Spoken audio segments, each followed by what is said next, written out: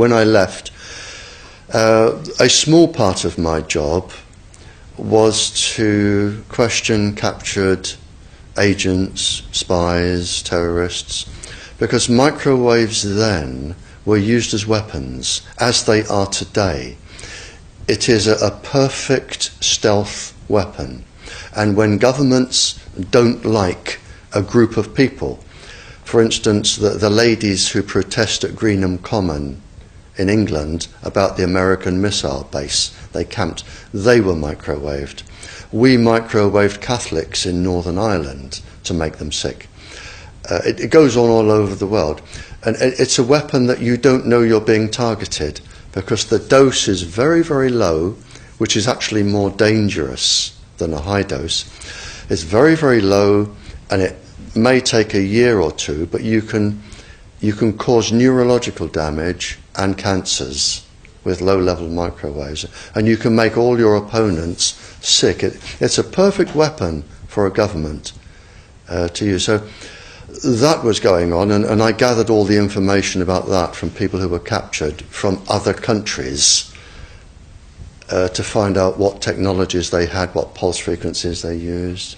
But as I said, it was only a small part of my work, but because I was highly trained in it and I was useful, it just became a part of my working structure, along with master criminals and terrorists and all sorts of people that I found incredibly interesting, actually, to talk to.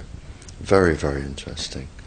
And then when I left there, I took a job teaching, and I taught advanced level physics, and I specialized in nuclear and atomic radiation, and again microwaves.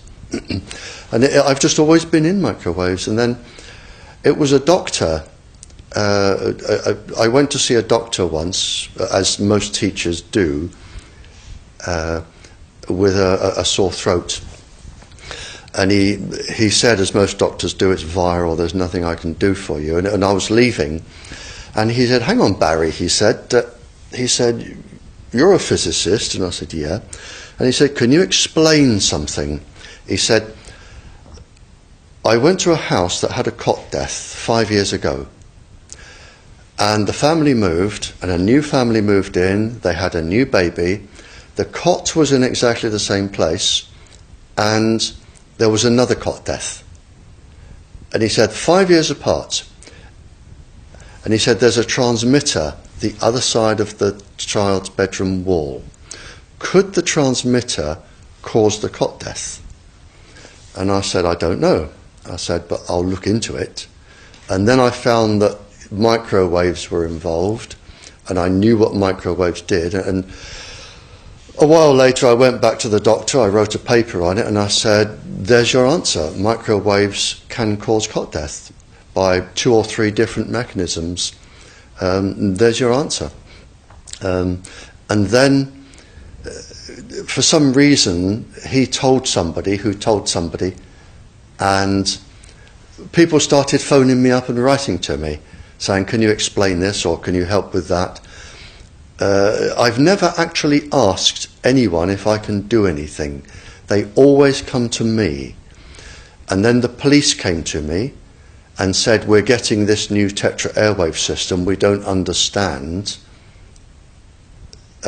what's happening. Can you read all this scientific rubbish and just put it into Janet and John and tell us? And I said, of course I can. So that was published, and since then it's snowballed and snowballed and snowballed, and now I receive up to 1,000 communiques a week from various countries, various people, and I can't handle it. So, and I'm here now because somebody asked me to come here. Wi-Fi, I think anyone who puts Wi-Fi into a school should be locked up for the rest of their life. I really do. I think they're not fit to walk on the surface of this planet because they haven't looked at the research, and whatever incentive they have, it is not worth the genetic problems that parents are going to face with their children when they're born. And if you think of a single parent, a mother, who has a genetically deformed child, that particular mother will feel guilty because she gave birth. She will feel guilty and she will be worried every single second of every single day for her life. She will worry that the child won't marry. If the child can marry, she'll worry that the children will carry the disease, which they will. She will worry when she dies who will take care of them. So you are condemning both the family and the children to a lifetime of absolute hell. And this is already published.